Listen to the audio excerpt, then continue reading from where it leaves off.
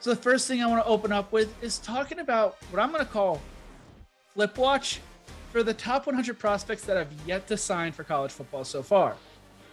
The big one everybody's kind of talking about right now, I just did a video on him just a few days ago, is Texas A&M verbal commit Harold Perkins.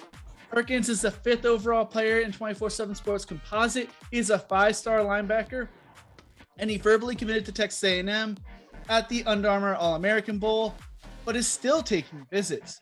He's talked about how LSU, Florida, and now rumors have it Miami are in the running and may sneak in to get his talents, and he wants schools to apply pressure. He's committed, but he wants to enjoy this process and see where this process takes him. He grew up an LSU fan. He's from New Orleans originally before moving during the Hurricane Katrina, and he's a great difference maker at linebacker. Next is a guy crystal balled to Texas A&M once again, Shamar Stewart, who's the 9th overall 5-star defensive lineman, and he will make his final decision on February 2nd on National Signing Day. Said at the Under Armour All-American game, he was between Miami, Georgia, and Texas A&M, and Dan Lanning for the longest time was the guy who was recruiting him. So now that he left for Oregon, that kind of makes things interesting when it comes to Georgia. I believe he's from Florida. I need to fact check that in the edit. And Texas A&M's been the favorites for most of his recruitment, but he has visits planned for Miami and Georgia this month. Devin Campbell is the 10th overall prospect, 5-star interior offensive lineman, crystal ball to Texas. Texas has been viewed as heavy favorites since he announced his top 2. Georgia was the last school he visited, but they did not make the top 2. Top 2 are Oklahoma and Texas. He didn't commit yet because he wants to make sure he just makes the right decision and is enjoying this process. Andrew, what are some quick thoughts talking about some of these guys already? I know you're not really in college football recruiting, but from what I've said that you find interesting. I do really find it interesting that somebody would be encouraging a lot of pressure from other schools to recruit him after they've already committed.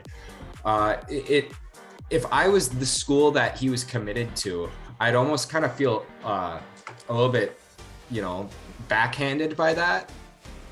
Just because why would you commit to us if you really didn't feel that strongly about us that you really wanted to be here? Especially because to me, that's the type of player who, when something gets hard at the start of the season, they'll be one of the first few players to quit and then immediately go and plop their name in the transfer portal looking for a different team to go play for. So I don't know.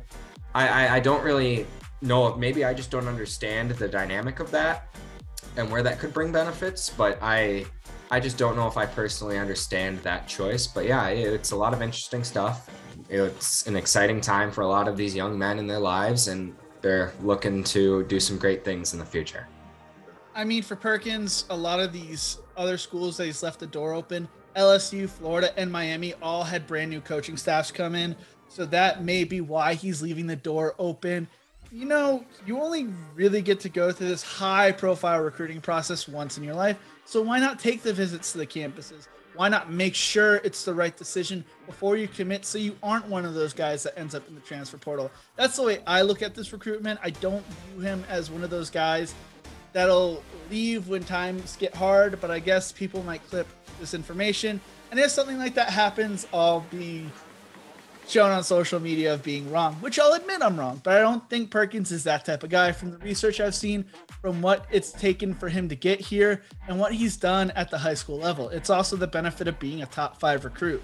I don't think you see a 3-star recruit have the same type of power that a 5-star 5th overall, one of the top linebackers in the class, has. Josh Connolly Jr. is the 23rd overall recruit in this year's recruiting class. He's a 5-star offensive tackle. And a lot of people have crystal balled him 50-50 to Washington and Michigan, but things look to be changing in his recruitment. His final 6 are Washington, USC, Oklahoma, Oregon, Michigan, and Miami. He's from Seattle, Washington, and may even wait till after National Signing Day to commit and sign in March rather than on February 2nd. His connections with Mario Cristobal and the former Oregon coaching staff and their ability to develop offensive linemen played a big factor in keeping Oregon among the top schools up until they left for Miami, and that now placed Miami on his list. Dan Lanning has done enough to keep the Ducks in their top 6, and he just took an official visit to Oklahoma this weekend and loved it. Offensive line staff stood out to him, and he thought Venables was just a solid coach, but also a better man at the same time. He will visit Miami during the final weekend before National Signing Day, but this is a guy you're going to have to wait to see where he commits, because he might be like some of the other guys we've seen in the past and wait to sign. And there's no reason, unless you want to enroll early, to have to sign right away. Jacob Matthews is the 36th overall recruit, 4-star safety. He's 61% to LSU and 39% to Texas A&M crystal ball predictions. He originally committed to LSU but decommitted after the coaching change. His top targets, he's a top target for Florida and will visit January 21st after pushing back his visit. When it comes to Florida, he's quoted saying, "I love it because even though they went to Florida, they still stuck with us. They stuck to recruiting us. When Coach Napier left Louisiana Lafayette, the day after, he hit me up. So keep an eye on Florida for this guy's talent, even though he's not a part of the crystal ball yet. Texas, Texas A&M, LSU, Florida, and Alabama are the final schools, and he will decide on National Signing Day." Amari Abor is the 38th overall recruit, 4-star edge, verbally committed to Ohio State during the Under Armour All-American game, and has a great relationship with defensive line coach Larry Johnson, who sent a bunch of guys to the NFL. But he's still open to meeting with Miami before signing day and may visit Florida, but nothing's written down or said or fully agreed on. Kevin Coleman, the 44th overall 4-star wide receiver, is verbally committed to Jackson State. He kind of surprised a lot of people. Chose Jackson State over Miami, Florida State, Arizona State, and others during the All-American Bowl, and made the decision before he ever took a visit to Jackson State. Gentry Williams, 81st overall 4-star cornerback, has been verbally committed to Oklahoma since October 18th, 2021, as a two-way standout.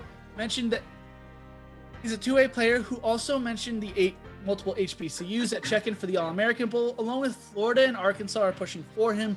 So although he's been committed, he did not sign during the early signing period, and he could be on flip watch come National Signing Day. So I definitely keep an eye on him. Thank you so much. Don't forget to hit that subscribe button, leave a comment. Let us know what you want to hear from us and what you want us to talk about going forward. And as always, remember to embrace the grind.